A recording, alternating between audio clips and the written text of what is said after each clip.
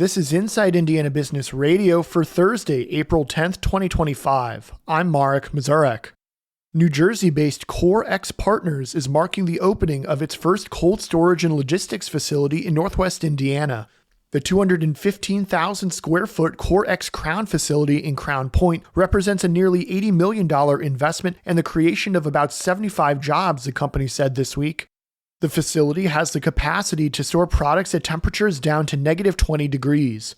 Tom Smith, the president of CoreX Crown, said the company is targeting customers in the frozen retail markets, including ice cream producers. Smith said a cold storage facility in the Chicagoland area is ideal for business. It's kind of the heart of the North American supply chain, right? You can get everything out to your high populated density areas, such as anything on the East Coast. You can get to the Southeast. You can get west from out here. You can get all the Midwest. So it's a very favorable area, always has been a very favorable area for consolidation business and frozen business.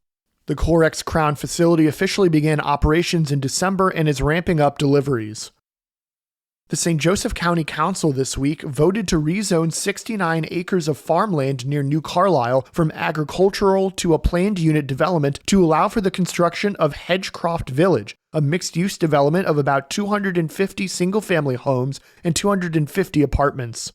South Bend-based real estate developer Patrick Matthews of Hedgecroft LLC plans to get ahead of the coming housing demand in that part of the county, heralded by ongoing construction of the $11 billion Amazon Web Services data center and the $3 billion GM and Samsung electric vehicle battery plant.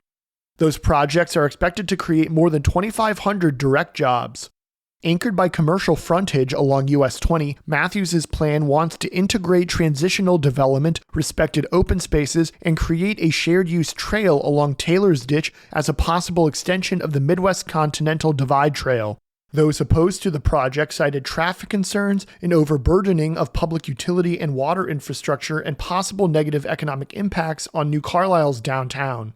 From the number one source for Indiana business news, this is Inside Indiana Business Radio. To succeed, you need to stay informed. You need to be engaged. And let's face it, you need to set yourself apart from the rest by connecting with a company that brings you the best. Because in today's environment, business is an ever-moving target, and we'll help you chase it.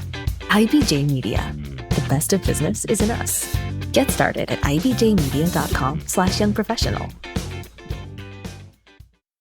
The Gary Chicago International Airport has acquired nearly 5 acres of land adjacent to its existing holdings as it moves forward in the next phase of its efforts to expand cargo service. The $925,000 purchase of the 5-acre parcel was financed from the airport's recent $16.5 million bond sale announced in March. The bond sale is expected to help fund a host of capital improvement projects, including the construction of new hangars, renovations to the airport terminal, and an expanded cargo and logistics center. Last October, the airport broke ground on the first phase of its expansion, $24 million in infrastructure improvements. With the acquisition announced Wednesday, the airport now has 60 acres planned for cargo operations. By passing an amendment offering greater short-term tax relief, the Indiana House reached a compromise with Governor Mike Braun, who has pushed the legislature to pass wide-reaching and immediate property tax relief this session.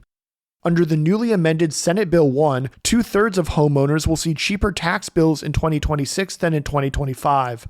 Republican Representative Jeff Thompson said that over the course of 3 years, the proposal would provide $1.4 billion in relief, which is a 40% increase since the bill was passed out of a House committee on Monday.